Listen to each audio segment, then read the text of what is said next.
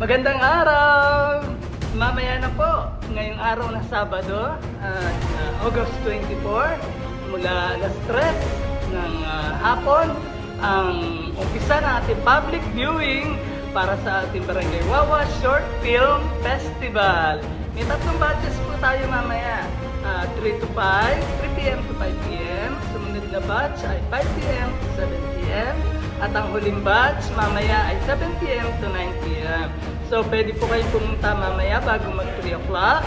At first come first serve po tayo. At pag napuno na po ang venue dito sa second floor ng Barangay Hall, ay sasara na po natin yung ating pintuan para makapanood mo umpisa na po yung panonood ng public viewing mamaya. After nung isang batch, susunod naman po yung 5 p.m. to 7 p.m.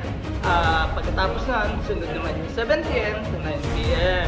So, inayayaan po ang mga taga-Wawa na sumali at manood mamaya ng ating mga kalahok na pelikula sa Short Film Festival.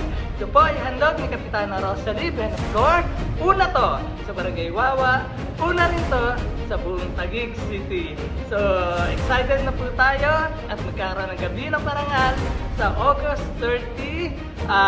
Kung saan paparangalanan natin ang pinakamahusay na mga pelikula at mga aktor at aktres at mga istorya. At syempre ito ay pagdiriwang din para sa buwan ng wika ngayong buwan ng Agosto. Muli maraming salamat Mayor Lan Cayetano at buong konseho at maraming salamat kay Kapitana Rosalie Beneflor at buong barangay at SK Council.